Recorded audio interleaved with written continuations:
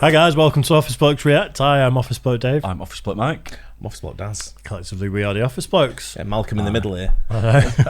Social distancing is just a mere dream at this point, isn't it? We're inches away from each other. Yeah. This is a Patreon request. For those of you who don't know, we have a Patreon and we have channel memberships, don't we, Mike? We have indeed. This is for Catherine Farrell, Navajo Code Talkers. Catherine? Yeah. I think No I'm less. I'm the only one that hasn't interacted with her around Oh, this yeah. table. Possibly, yeah. Yeah. Do you know much about this?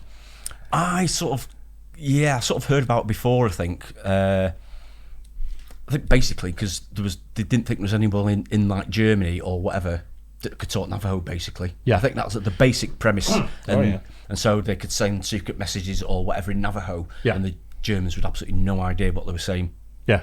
That was the... That's exactly it, That's yeah. the basics of what I know about it. But There was a movie called Wind Talkers that touches on the whole thing. Wow, yeah. Yeah, and it was, I want to say Nicolas Cage is in it. And it was a really good movie. I thought there'd been a film about it. Yeah. Yeah, and it is that because there's that many different languages within the Native Americans or First Peoples or whatever they're called nowadays. That there's just no way that if you've got people talking to each other across the radio, there's no way the Germans were figuring it out. Not in a million years. Yeah. So it was a pretty cool thing. Yeah, really good. Nowadays, you can probably Google Translate next to your radio, get a gist of it. Yeah. But let's get into it. Navajo Code Talkers. Let's do it. The year is 1942. The Second World War is at its height, and since Japan's attack on Pearl Harbor, American strikes on outposts in the Pacific have increased. Japanese and German forces were tapping into American military communication lines intently, but their decrypting methods weren't yielding any results anymore. Why? All messages were being encrypted by Navajo code talkers. Arizona, Arizona, Joe Code,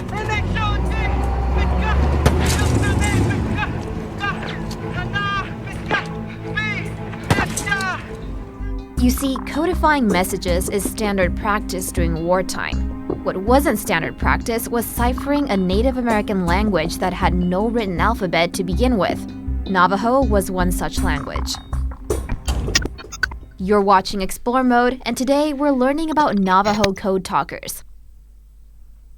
First things first, what are code talkers?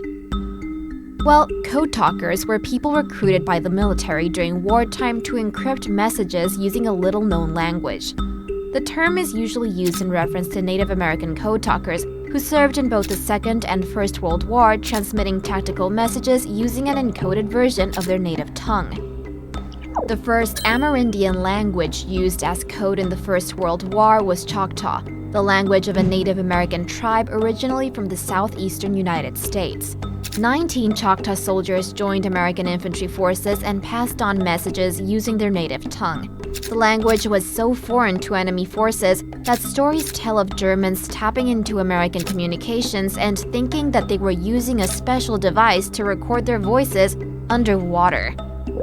But by the time the Second World War came, many Japanese scholars had already studied Native American languages, so the US had to think of other options.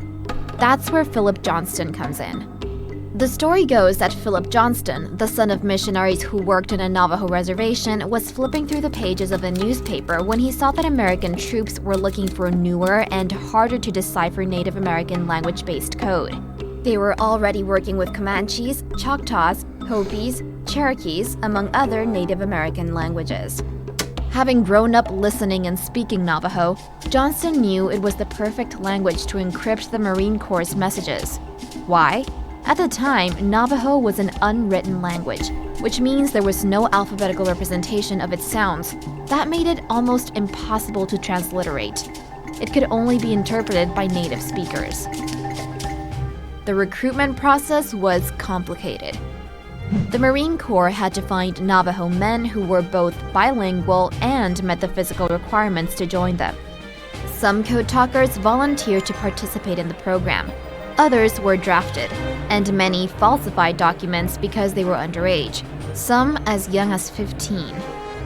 Apart from participating in boot camp, the men had to develop the code themselves. Literal translations were useful but easier to decipher, so they had to come up with a new method. The Marine Corps decided to use substitution instead. I'm doubting myself on Nicolas Cage being in the movie now. I'm second guessing myself. It's years since I watched it. It's clever though, isn't it? Very much so, yeah. When you come into anything like this, it's just, I don't know, it's way above our pay grade, isn't it? Yeah. Code breaking and code codifying. This is an incredible one, though, isn't it? With no written alphabet or anything like that. It's absolutely mind-blowing, that really. Especially when you're going back to the 1940s, or even before that. Yeah, absolutely, yeah. It's a big... I was going to say it's a big gamble as well, but I suppose because, in case someone got killed and then you couldn't translate, but if they're all bilingual, then you just default to English.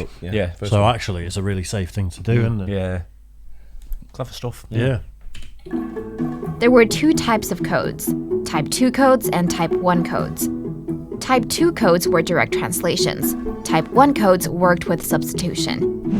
Coders assigned a Navajo word for each letter of the alphabet and spelled out entire messages to each other. So for example, spelling out the word code would work like this.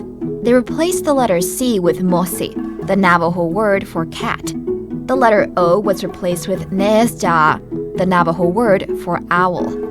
The D would be tlechae, or dog in Navajo. And E would be ze, or elk in Navajo. Mosi neesja tlechae ze, code. They also created special code words for certain implements of war. For example, the code word for a patrol plane was gagi, or crow in Navajo. A minesweeper was called cha'a, the Navajo word for beaver. One of the reasons that made Navajo a difficult language to decipher, apart from the fact that very few people spoke it at the time, is the fact that it's a tonal language. That means that differences in pitch and inflection can change the meaning of a word. Navajo has 4 tones for its vowels: low, high, rising, and falling. Other tonal languages in the world include Chinese, Vietnamese, and Thai.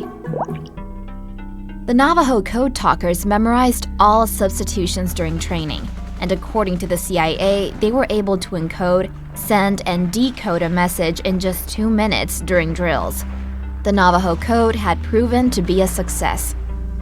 Roughly 400 Navajos participated in the Code Talker program, and their efforts were key to the success of Allied forces in crucial moments, such as the Battle of Iwo Jima, where they sent over 800 messages back and forth without a single mistake. Major Howard Connor, who was the signal officer of the Code Talkers at Iwo Jima, is quoted as saying, "Were it not for the Navajos, the Marines would never have taken Iwo Jima." Joey Kiyomiya was a Navajo soldier fighting in the Philippines when Japan took over in 1942. He was captured and imprisoned. Once the Japanese figured out he was Navajo, they sent him to a prison in Japan and demanded him to try to decode the messages they had intercepted. But it was impossible. Kiyomiya spoke Navajo, but he wasn't trained in Navajo code. To him, the messages were as confusing as they were to the Japanese. Of course, his captors were not pleased with his performance. Kiyomiya endured months of torture, but he not only survived life as a POW in Japan. It looked a bit strange, didn't it? What was going on with him there? Like he was on a bonfire, didn't it? Endured months of I just turned it down a bit as well. Has he got some sort of helmet on? Yeah, it looks like It's like it, doesn't it? It looks like there's someone sat there with a t-shirt, holding something in the right hand, like a helmet on. Or we're just seeing things that aren't. I'm seeing what you're seeing. I'm seeing that. As well. I wonder if it's a torture, isn't it? Like a sensory deprivation thing where he can't see and probably can't hear, and then he's just got to sit there all day holding something or he'll get shot. That sort of thing. Possibly. There was some barbaric stuff that the Japanese did in the camps. Just a bit. Yeah, it looks a bit weird. Imagine that though, if he wanted to cooperate and he translate this and he's going dog, cat, crow, fish, and beaver. I'm like, I bet there, yeah. Of course there's some, yeah. Get the water. torture. But he not only survived life as a POW in Japan, he also survived the Bataan Death March and the bombing of Nagasaki. Kiyomiya is quoted as saying, "I salute the code talkers, and even if I knew about their code, I wouldn't tell the Japanese." The code talkers returned to America quietly, no one but their peers knew of the critical role they played in the war, mainly because the program remained classified until 1968. Up until that time, the code was still used to relay classified information during the Korean and Vietnam War.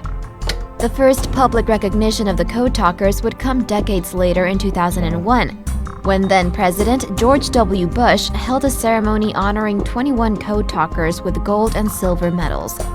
3 of the remaining Code Talkers were honored again in 2017 by President Donald Trump. The Navajo Nation today extends 27,673 square miles, covering areas in Arizona, New Mexico, and Utah.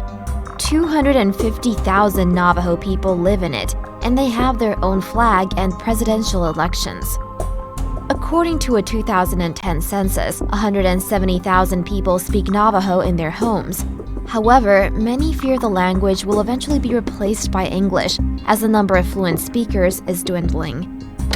As for Code Talkers, few are still alive today, but their legacy and their service will live on. If you liked this video, hit the thumbs up button. Interesting. What's taken so long for to acknowledge them, commemorate them? The only thing I can think of is that because they were sort of undercover, maybe they were keeping it. They've kept it like for a long, long time. Maybe in case of needed it somewhere else in the world, maybe Afghanistan. I don't know, probably not, but maybe somewhere else. So they haven't wanted to recognise it publicly because then other countries would know about it. Maybe so. Yeah, that's got to be it, really, isn't it? Because if they were honoured, then it'd be like, why are those Navajo being honoured for their contributions? What language do they speak? I wonder what do they do now for radio? Is it just like secure communications? I think it's end-to-end encryption. Isn't Is that what it is? Yeah, right. I was going to say. Yeah. Maybe the letters were sent out in code, and the postman was looking at it going like, "Nope, don't know where that is." You know what I mean? Very good. Mailman's like, cat. Cat, beaver, crow. Delivered to the wrong house. Yeah, it's sad that they weren't really honoured for decades, but you also kind of understand why. But you'd think there could be some sort of like private behind closed doors thing. I'm sure there must have been. Yeah. They can't have just forgotten about them. Yeah. But what a contribution to! Oh, it's huge. Yeah, absolutely. Life or death contribution. That really isn't it? The things that we're doing. So brilliant. Yeah, superb. Well, thanks for that, Catherine. Cheers. And don't forget to like and subscribe. We'll catch you on the next one. Cheers, guys. Cheers.